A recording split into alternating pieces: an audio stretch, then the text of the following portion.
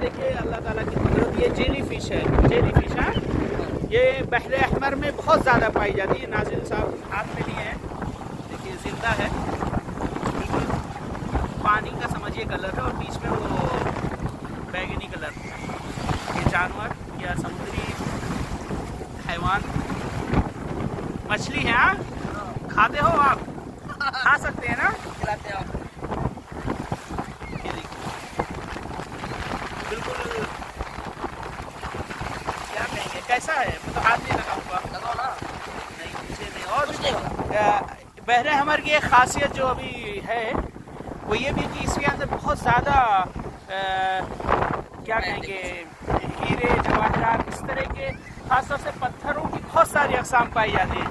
और ख़ासतौर से जो न्यूम का इलाका है वहाँ पे इसीलिए इसको सियाहत के लिए, उसमें सब इतना समुद्र साफ है कि